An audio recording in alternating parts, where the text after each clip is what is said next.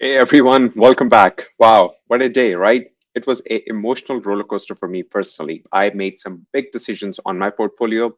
I'm going to make a separate video of it, what I sold, why I sold, but I made some major changes that I have never made since I started training or trading, not training. But this was a really, really big day for me. And of course, the FOMC meeting kind of added the cherry on top.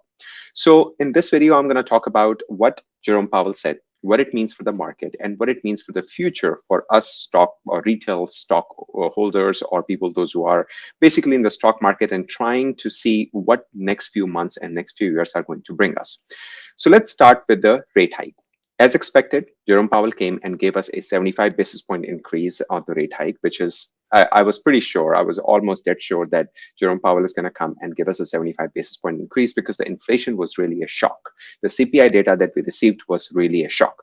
That's why, hence, the Fed has to turn more hawkish. They were already behind the curve. They cannot afford to be behind the curve for a very long time. That being said, he even gave us a little, I would say, preview of what to expect in the July meeting. So July meeting, he said that we might do 75 basis point increase, we might do 50, we are not sure yet, depending on what the conditions are. In my opinion, we are going to get 75 basis point increase in July as well. And I think market is pricing that in as well, that we are going to get the 75 basis point increase in July. Then come September and December, we are going to get 50 and 25. That's my expectation. I'm not expecting miracles here from the Fed, but of course, Jerome Powell also said that, they are not, they still think that soft landing is a possibility, which I don't believe it's a possibility. I think they have to turn even more hawkish to be able to match up with the rate hikes that they're thinking. I think they need to do a total of about 4% rate hike where we are right now, given the market's conditions that we are in right now. That's one thing. Second thing is, in the press conference, there were a few questions that were asked, which was very, very interesting. And one of the questions that came out is that are you trying to induce a recession so that you can calm the inflation? And he immediately stopped the person and said, we are not trying to induce the inflation, which I think is not 100% correct. The reason being is that the unemployment rate is still high, and they are projecting the unemployment rate is going to come down. And once the unemployment rate starts to come down, we are going to see inflation calm down. So when inflation calms down, that means when the unemployment rate is coming down and GDP is not growing and coming down, we are in recession. And I'm going to show you a chart of what to expect in the next few years. So it all comes down to, and let me just sum it up very quickly for you. So the way I see it is that we are in this market situation for a very long time. It's not going to get settled in a month. It's not going to get settled in 2 months. It's not going to get settled by the end of this year. Majority of 2023, we are going to be in this limbo market condition that we are in right now. Let me show you a chart and let me actually talk about this right now. So this is expectation of the GDP year over year. And as you can see, in 2022, 2023, it's 1.7%. 2021 was 5.7%. Before that, in 2016 was 1.7%. Then became 2.3, 2.9, then back to 2.3, and then negative 3.4. And now we are slowing down to 1.7 and 1.7% in 2022 and 2023. And then in 2024 is one economist, analyst, and basically Fed is expecting for us to gain some GDP here or growth in GDP. Because we have grown so strongly in 2021, because we were negative in 2022, that this slowdown is somewhat, I would say, natural. But for us retail investors, this is not natural. That means that these 2 years are going to be hard. We are already done with 2022 halfway through. I think the remaining of 2022 and 2023 is going to be really hard for retail investors like you and me. And that is why I decided to sell a lot of my stocks. As I said, I'm going to make another video. The reason why I sold these names and why I'm holding some of the names. So make sure you subscribe to the channel if you are interested in topic like that. Okay, now I'm gonna share this. So look at the unemployment percentage. Okay, so 3.7% in 2022, going to 3.9%. That means unemployment is going up, and to 4.1%. So in the next 2 years, we are going to see unemployment keep raising up or keep going up.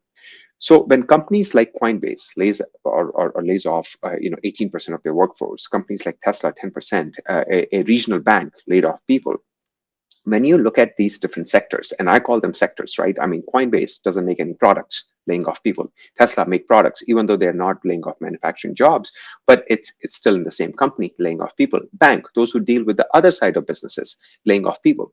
So when you started to see these kind of things trickle down, you have to think that a small company or a small business is hurting a lot more because people are going to be using Google for a very long time, but people will stop using a local merchant because they are preserving cash.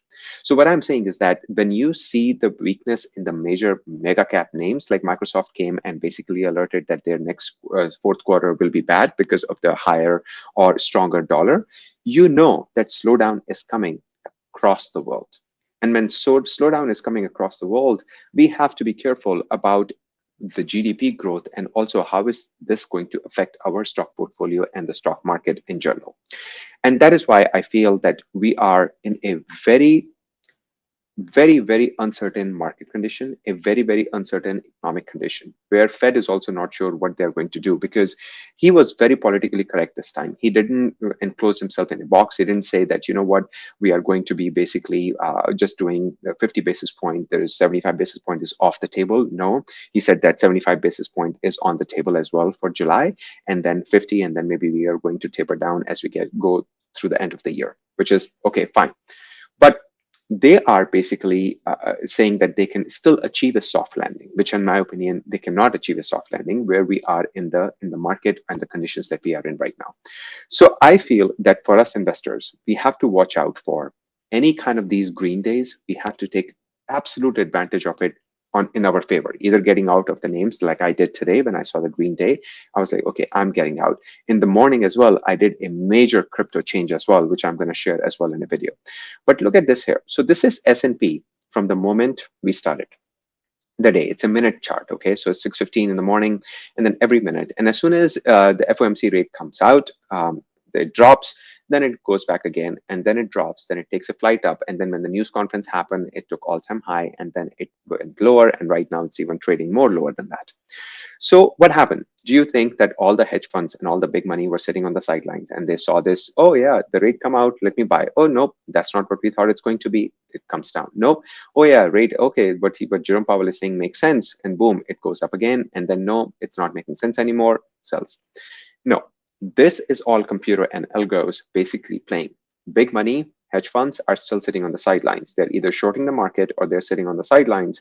And this is all algo trading that's taking over.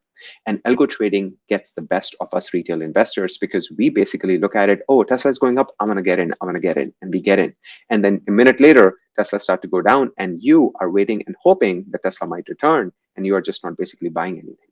So this or these conditions are so popular now or so predictable now that I don't even want to look at it. I don't even want to look at it. We sold some covered calls on Tesla. I alerted my Discord members and we got out with like 23% profit. Good enough for me for the day because these days, if you get 10% profit, it's a blessing, right? I mean, who wouldn't want to, have a 10% profit every day? Wow, I'll take it any day. So what I'm trying to say is that these market conditions are going to be here for a very long time. Do not trust and get emotional over a green day. Do not trust and get emotional over a red day. Make decisions that's for your lifestyle and for your benefit.